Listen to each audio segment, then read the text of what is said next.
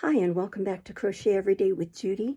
We're continuing reading from Oliver Twist, starting today with chapter 33, wherein the happiness of Oliver and his friends experiences a sudden check. Spring flew swiftly by, and summer came, and if the village had been beautiful at first, it was now in the full glow and luxuriance of its richness. The great trees, which had looked shrunken and bare in the earlier months, had now burst into strong life and health, and stretching forth their green arms over the thirsty ground, converted open and naked spots into choice nooks, where was a deep and pleasant shade from which to look upon the wide prospect, steeped in sunshine, which lay stretched out beyond. The earth had donned her mantle of brightest green and shed her richest perfumes abroad. It was the prime and vigor of the year. All things were glad and flourishing. Still the same quiet life went on at the little cottage, and the same cheerful serenity prevailed among its inmates. Oliver had long since grown stout and healthy, but health or sickness made no difference in his warm feelings to those about him, though they do in the feelings of a great many people. He was still the same gentle, attached, affectionate creature that he had been when pain and suffering had wasted his strength, and when he was dependent for every slight attention and comfort on those who tended him. One beautiful night they had taken a longer walk than was customary with them, for the day had been unusually warm, and there was a brilliant moon, and a light wind had sprung up which was unusually refreshing. Rose had been in high spirits too, and they had walked on in merry conversation until they had far exceeded their ordinary bounds. Mrs. Maylie being fatigued, they returned more slowly home.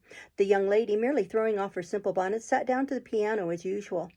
After running abstractedly over the keys for a few minutes, she fell into a low and very solemn air, and as she played it, they heard her sob as if she were weeping. "Rose, my dear," said the elder lady. Rose made no reply, but played a little quicker, as though the words had roused her from some painful thoughts. "Rose, my love," cried Mrs. Maylie, rising hastily and bending over her, "what is this? In tears? My dear child, what distresses you?" "Nothing, aunt, nothing," replied the young lady. "I don't know what it is. I can't describe it, but I feel—" "Not ill, my love," interposed Mrs. Maylie. "Oh, no, not ill," replied Rose, shuddering as though some deadly chillness were passing over her while she spoke. "I shall be better presently. Close the window, pray." Oliver hastened to comply with her request. The young lady, making an effort to recover her cheerfulness, strove to play some livelier tune, but her fingers dropped powerless on the keys, and covering her face with her hands, she sank upon a sofa and gave vent to the tears which she was now unable to repress. "My child," said the elderly lady, folding her arms about her, "I never saw you thus before." "I would not alarm you if I could avoid it," rejoined Rose, "but indeed I have tried very hard and cannot help this. I fear I am ill, aunt." She was indeed, for when candles were brought, they saw that in the very short time which had elapsed since their return home, the hue of her countenance had changed to a marble whiteness. Its expression had lost nothing of its beauty, but it was changed, and there was an anxious, haggard look about the gentle face which it had never worn before. Another minute, and it was suffused with a crimson flush, and a heavy wildness came over the soft blue eye. Again this disappeared, like the shadow thrown by a passing cloud, and she was once more deadly pale.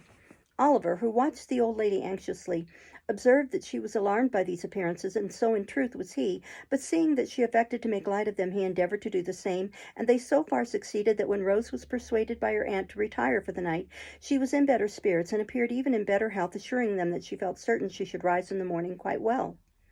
"I hope," said Oliver, when Mrs. Maylie returned, "that nothing is the matter. She don't look well tonight, but—" The old lady motioned him not to speak, and sitting herself down in a dark corner of the room, remained silent for some time. At length she said in a trembling voice, "I hope not, Oliver. I've been very happy with her for some years, too happy perhaps. It may be time that I should meet with some misfortune, but I hope it is not this." "What?" inquired Oliver. "The heavy blow," said the old lady, "of losing the dear girl who has so long been my comfort and happiness." "Oh, God forbid!" exclaimed Oliver hastily. "Amen to that, my child," said the old lady, wringing her hands. "Surely there is no danger of anything so dreadful," said Oliver. "2 hours ago she was quite well." "She is very ill now," rejoined Mrs. Maylie, "and will be worse, I am sure. My dear, dear Rose, oh, what should I do without her?" She gave way to such great grief that Oliver, suppressing his own emotion, ventured to remonstrate with her, and to beg earnestly that for the sake of the dear young lady herself she would be more calm. And consider, ma'am, said Oliver, as the tears forced themselves into his eyes, despite his efforts to the contrary. Oh, consider how young and good she is, and what pleasure and comfort she gives to all about her. I am sure, certain, quite certain, that for your sake, who are so good yourself, and for her own, and for the sake of all she makes so happy, she will not die. Heaven will never let her die so young. Hush, said Mrs. Maylie, laying her hand on Oliver's head. You think like a child, poor boy, but you teach me my duty notwithstanding. I had forgotten it for a moment, Oliver, but I hope I may be pardoned, for I am old and have seen enough of illness and death to know the agony of separation from the objects of our love. I have seen enough, too, to know that it is not always the youngest and best who are spared to those that love them. But this should give us comfort in our sorrow, for heaven is just, and such things teach us impressively that there is a brighter world than this, and that the passage to it is speedy. God's will be done. I love her, and I know, and he knows how well. Oliver was surprised to see that, as Mrs. Maylie said these words, she checked her lamentations as though by one struggle, and drawing herself up as she spoke, became composed and firm. He was still more astonished to find that this firmness lasted, and that under all the care and watching which ensued, Mrs. Maylie was ever ready and collected, performing all the duties which devolved upon her steadily, and to all external appearance even cheerfully. But he was young, and did not know what strong minds are capable of under trying circumstances. How should he, when their possessors so seldom know themselves? An anxious night ensued. When morning came, Mrs. Maylie's predictions were but too well verified. Rose was in the first stage of a high and dangerous fever. We must be active, Oliver, and not give way to useless grief, said Mrs. Maylie, laying her finger on her lip as she looked steadily into his face. This letter must be sent with all possible expedition to Mr. Losberne. It must be carried to the market town, which is not more than 4 miles off by the footpath across the fields, and thence dispatched by an express on horseback straight to Chertsey. The people at the inn will undertake to do this, and I can trust you to see it done, I know.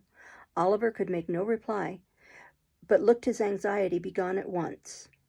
Here is another letter, said Mrs. Maylie, pausing to reflect, but whether to send it now or wait until I see how Rose goes on, I scarcely know. I would not forward it unless I feared the worst.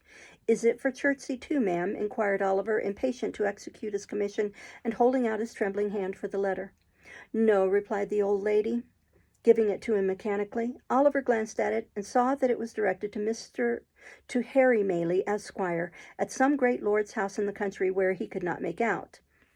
Shall it go, ma'am? Said Oliver, looking up impatiently. I think not, replied Mrs. Maylie, taking it back. I will wait until tomorrow. With these words, she gave Oliver her purse, and he started off without more delay at the greatest speed he could muster.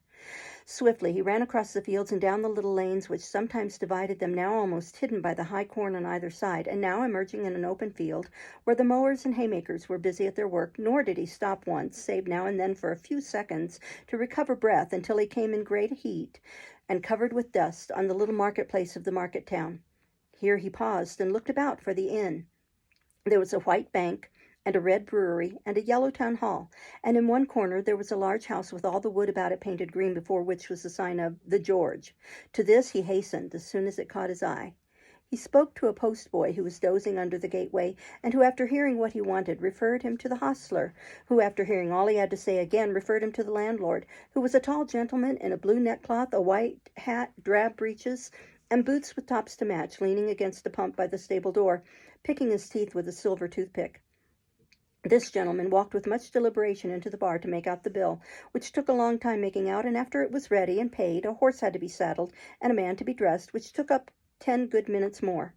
Meanwhile, Oliver was in such a desperate state of impatience and anxiety that he felt as if he could have jumped upon the horse and galloped away, full tear, to the next stage.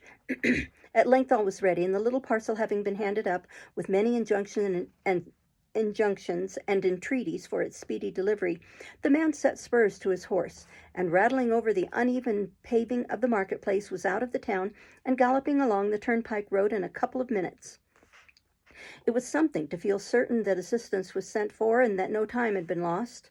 Oliver hurried up the inn yard with a somewhat lighter heart, and was turning out of the gateway when he accidentally stumbled against a tall man wrapped in a cloak, who was at that moment coming out of the inn door. Ha! Cried the man, fixing his eyes on Oliver and suddenly recoiling. What the devil's this? I beg your pardon, sir, said Oliver. I was in a great hurry to get home, and didn't see you were coming. Death, muttered the man to himself, glaring at the boy with his large dark eyes. Who would have thought it? Grind him to ashes. He'd start up from a marble coffin to come in my way. I am sorry, stammered Oliver, confused by the strange man's wild look. I hope I have not hurt you. Rot his bones, murmured the man in a horrible passion between his clenched teeth. If I had only had the courage to say the word, I might have been free of him in a night. Curses on your head and black death on your heart, you imp. What are you doing here? The man shook his fist and gnashed his teeth as he uttered these words incoherently.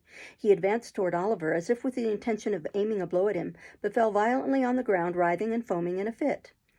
Oliver gazed for a moment at the struggles of the madman, for such he supposed him to be, and then darted into the house for help. Having seen him safely carried into the hotel, he turned his face homewards, running as fast as he could to make up for lost time, and recalling with a great deal of astonishment and some fear the extraordinary behavior of the person from whom he had just parted. The circumstance did not dwell long in his recollection, however, for when he reached the cottage there was enough to occupy his mind and to drive all considerations of self completely from his memory. Rose Maylie had rapidly grown worse, and before midnight was delirious. A medical practitioner who resided on the spot was in constant attendance upon her, and after first seeing the patient, he had taken Mrs. Maylie aside and pronounced her disorder to be one of a most alarming nature. In fact, he said, it would be little short of a miracle if she recovered. How often did Oliver start from his bed that night, and stealing out with noiseless footsteps to the staircase, listen for the slightest sound from the sick chamber?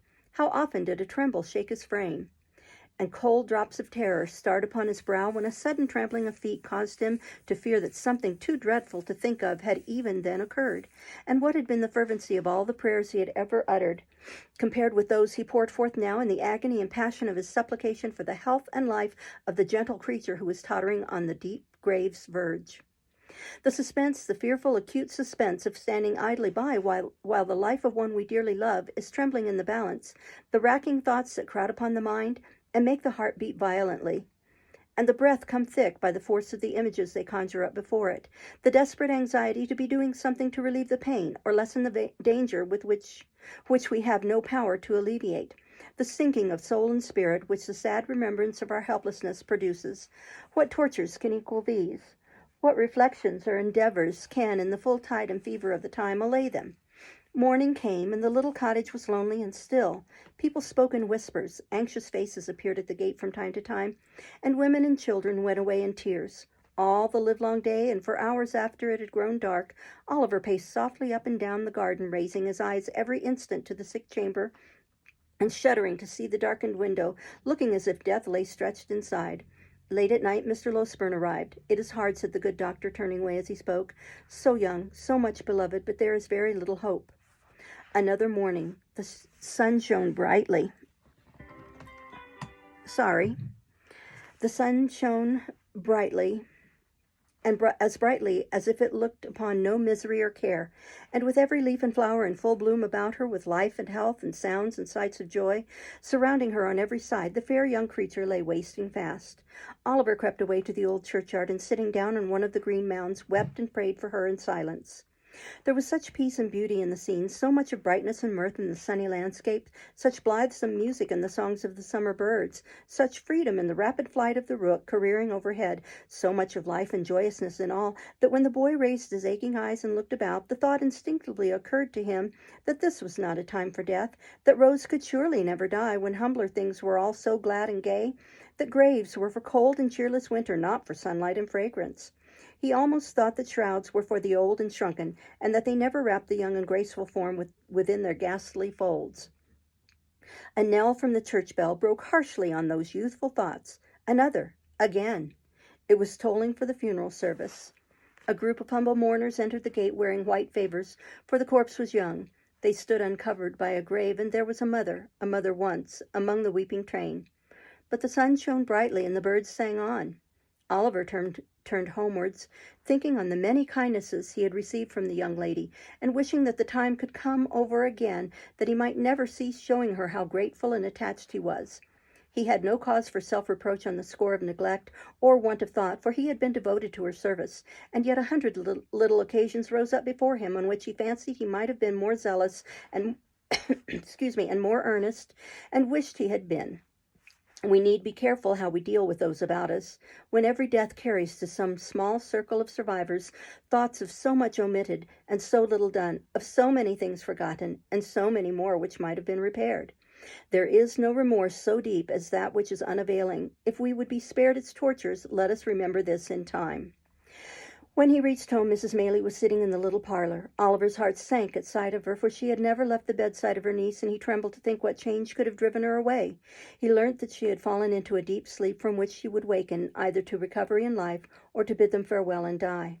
They sat listening and afraid to speak for hours. The untasted meal was removed, and with looks which showed that their thoughts were elsewhere, they watched the sun as he sank lower and lower, and at length cast over sky and earth those brilliant hues which herald his departure. Their quick ears caught the sound of an approaching footstep, and they both involuntarily darted to the door as Mr. Losberne entered. "What of Rose?" cried the old lady. "Tell me at once. I can bear it. Anything but suspense. Oh, tell me in the name of heaven." "You must compose yourself," said the doctor, supporting her. "Be calm, my dear ma'am. Pray." "Let me go, in God's name. My dear child, she is dead? She is dying?"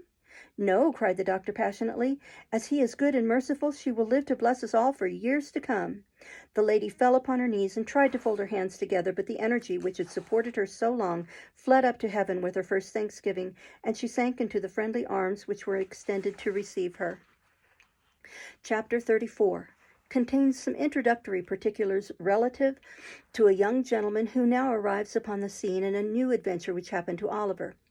It was almost too much happiness to bear. Oliver felt stunned and stupefied by the unexpected intelligence. He could not weep or speak or rest. He had scarcely the power of understanding anything that had passed until, after a long ramble in the quiet evening air, a burst of tears came to his relief, and he seemed to awaken all at once to a full sense of the joyful change that had occurred, and the almost insupportable load of anguish which had been taken from his breast.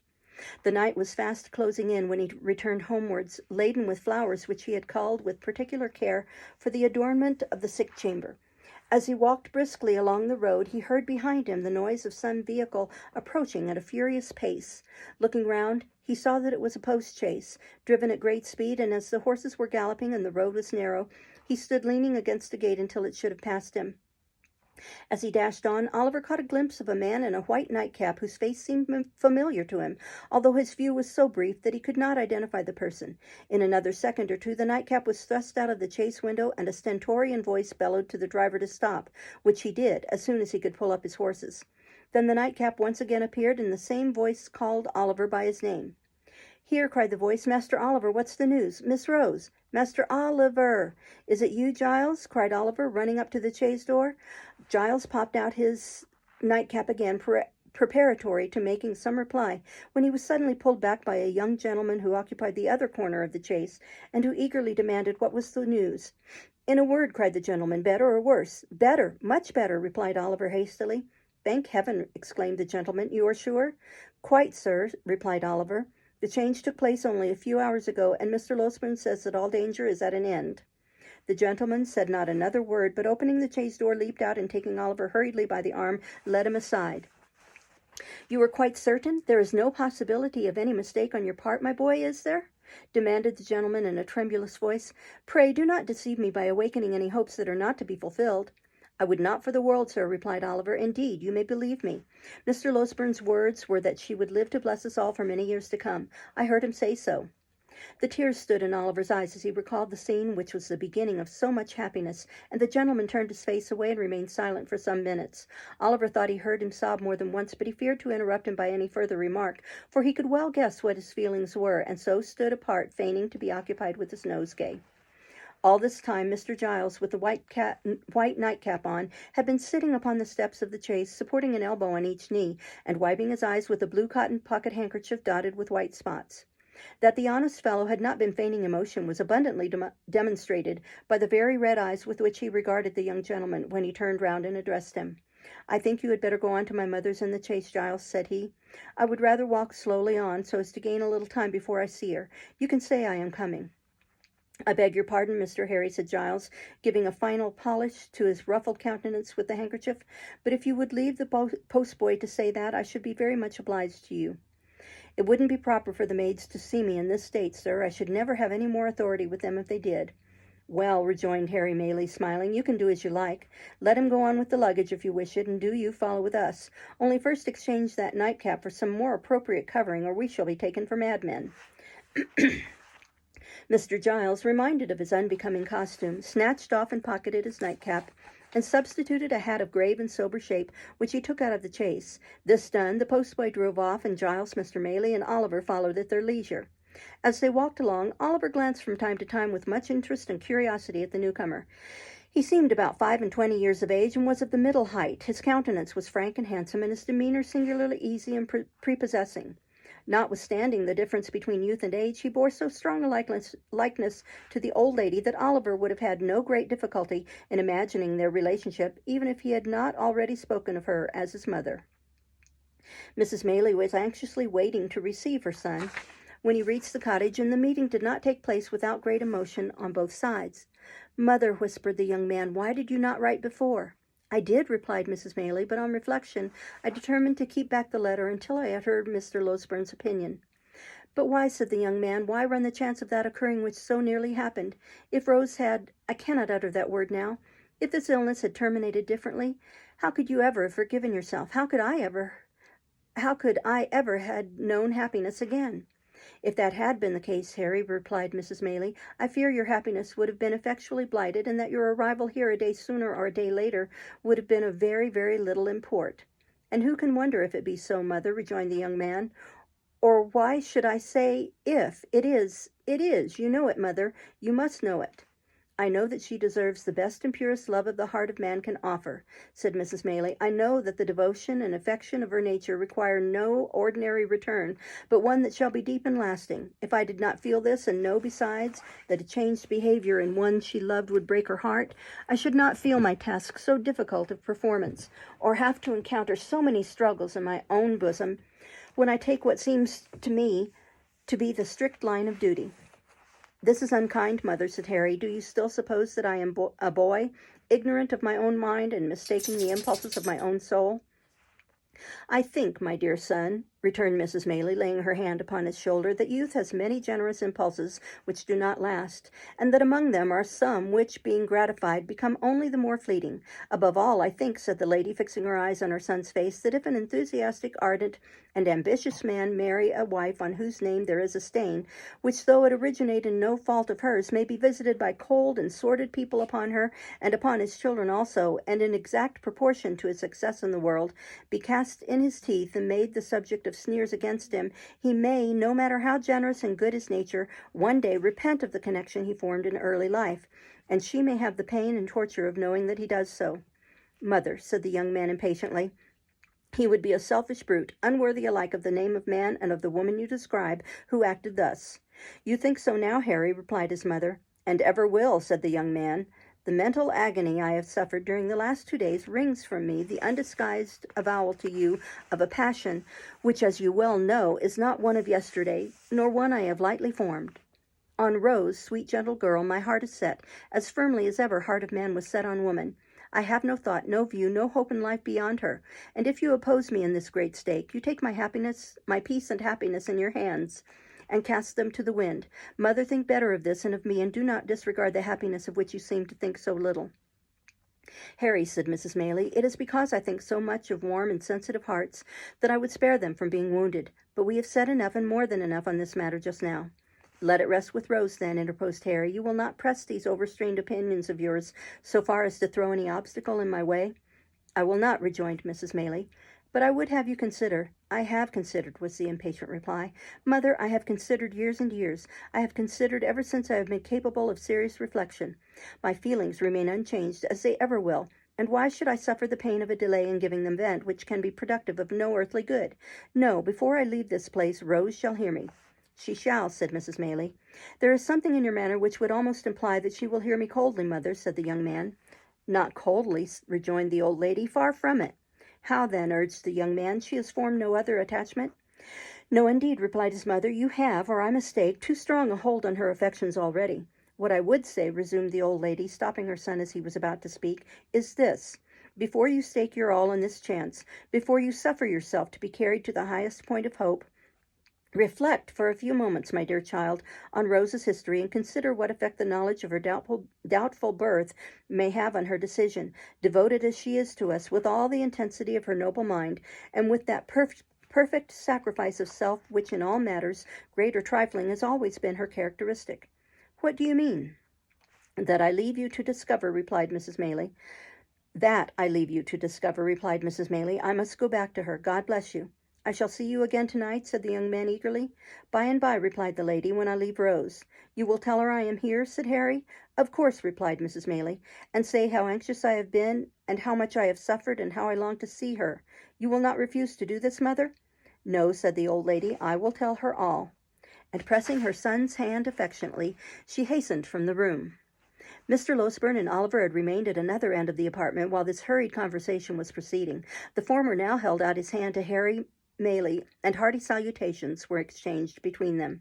The doctor then communicated, in reply to multifarious questions from his young friend, a precise account of his patient's situation, which was quite as consolatory and full of promise as Oliver's statement, which encouraged him to hope, and to the whole of which Mr. Giles, who affected to be busy about the luggage, listened with greedy ears.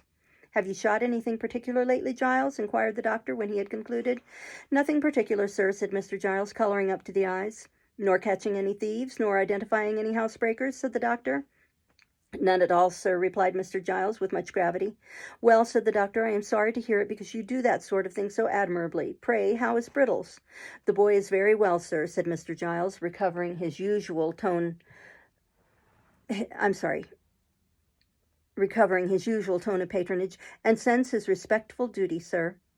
That's well, said the doctor. Seeing you here reminds me, Mr. Giles, that on the day before that on which I was called away so hurriedly, I executed, at the request of your good mistress, a small commission in your favor. Just step into this corner a moment, will you? Mr. Giles walked into the corner with much importance and some wonder, and was honored with a short whispering conference with the doctor, on the termination of which he made a great many bows and retired with steps of unusual stateliness. The subject matter of this conference was not disclosed in the parlor, but the kitchen was speedily enlightened concerning it. For Mr. Giles walked straight thither, and having called for a mug of ale, announced with an air of majesty which was highly effective that it had pleased his mistress, in consideration of his gallant behavior on the occasion of that attempted robbery, to deposit in the local savings bank the sum of £25 for his sole use and benefit.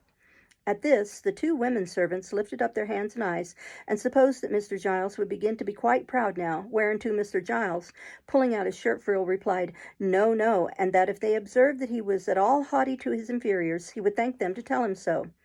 And then he made a great many other remarks, no less illustrative of his humility, which were received with equal favor and applause, and were withal as original and as much to the purpose as the remarks of great men commonly are.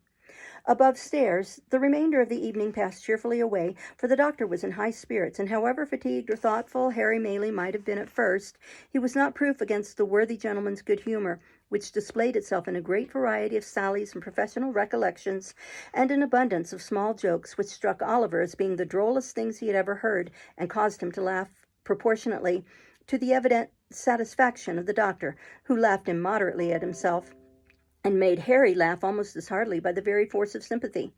So they were as pleasant a party as, under the circumstances, they could well have been, and it was late before they retired with light and thankful hearts to take that rest of which, after the doubt and suspense they had recently undergone, they stood so much in need. Oliver rose next morning in better heart, and went about his usual early occupations with more hope and pleasure than he had known for many days. The birds were once more hung out to sing in their old places, and the sweetest wildflowers that could be found were once more gathered to gladden Rose with their beauty and fragrance. The melancholy which had seemed to the sad eyes of the anxious boy to hang for days past over every object, beautiful as all were, was dispelled by magic.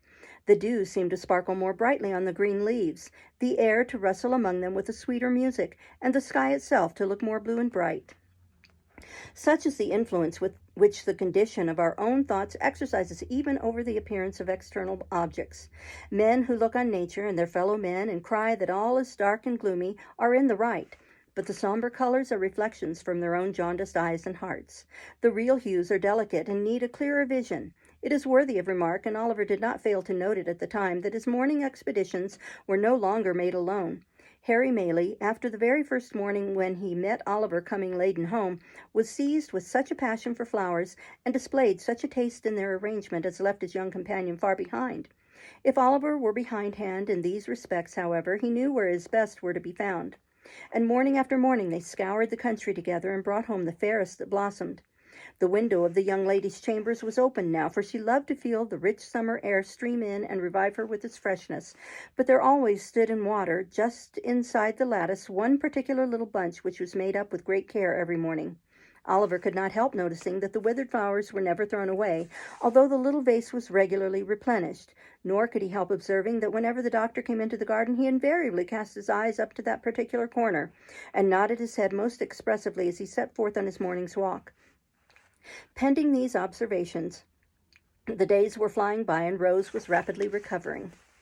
Nor did Oliver's time hang heavy on his hands, although the young lady had not yet left her chamber, and there were no evening walks save now and then for a short distance with Mrs. Maylie. He applied himself with redoubled assiduity to the instructions of the white-headed old gentleman, and labored so hard that his quick progress surprised even himself. It was while he was engaged in this pursuit that he was greatly startled and distressed by a most unexpected occurrence. The little room in which he was accustomed to sit when busy at his books was on the ground floor at the back of the house. It was quite a cottage room with a lattice window, around which were clusters of jessamine and honeysuckle that crept over the casement and filled the place with their delicious perfume. It looked into a garden whence a wicket gate opened into a small paddock. All beyond was fine meadowland and wood. There was no other dwelling near in that direction, and the prospect it commanded was very extensive. One beautiful evening, when the first shades of twilight were beginning to settle upon the earth, Oliver sat at this window intent upon his books. He had been poring over them for some time, and as the day had been uncommonly sultry, and he had exerted himself a great deal, it is no disparagement to the authors, whoever they may have been, to say that gradually and by slow degrees he fell asleep. There is a kind of sleep that steals upon us sometimes, which, while it holds the body prisoner, does not free the mind from a sense of things about it, and enable it to ramble at its pleasure. So far as an overpowering heaviness, a prostration of strength, and an utter inability to control our thoughts or power of motion can be called sleep, this is it. And yet we have a consciousness of all that is going on about us, and if we dream at such a time, words which are really spoken, or sounds which really exist at the moment, accommodate themselves with surprising readiness to our visions, until reality and imagination become so strangely blended that it is afterwards almost a matter of impossibility to separate the two. Nor is this the most striking phenomenon incidental to such a state. It is an undoubted fact that although our senses of touch and sight be for the time dead, yet our sleeping thoughts and the visionary scenes that pass before us will be influenced, and materially influenced, by the mere silent presence of some external object which may not have been near to us when we closed our eyes, and of whose vicinity we have had no waking consciousness. Oliver knew perfectly well that he was in his own little room, that his books were lying on the table before him, and that the sweet air was stirring among the creeping plants outside, and yet he was asleep. Suddenly the scene changed. The air became closed and confined, and he thought with a glow of terror that he was in the Jew's house again. There sat the hideous old man in his accustomed corner, pointing at him and whispering to another man with his face averted who sat beside him. "Hush, my dear," he thought he heard the Jew say. "It is he, sure enough. Come away." "He," the other man seemed to answer. "Could I mistake him, think you? If a crowd of devils were to put themselves into his exact shape, and he stood amongst them, there is something that would tell me how to point him out. If you buried him 50 feet deep and took me across his grave, I should know. If there wasn't a mark above it that he lay buried there, I should." The man seemed to say this with such dreadful hatred that Oliver awoke with the fear and started up. Good heaven! What was that which had sent the blood tingling to his heart and deprived him of his voice and of power to move? There, at the window, close before him. So close that he could have almost touched him before he started back. With his eyes peering into the room and meeting his, there stood the Jew, and beside him, white with rage or fear, or both, were the scowling features of the very man who had accosted him at the inn-yard. It was but an instant, a glance, a flash before his eyes, and they were gone. But they had recognized him, and he them, and their look was as firmly impressed upon his memory as if it had been deeply carved in stone and set before him from his birth. He stood transfixed for a moment, and then leaping from the window into the garden, called loudly for help. We'll stop there and start next time with Chapter 35. Thank you for listening. Bye-bye.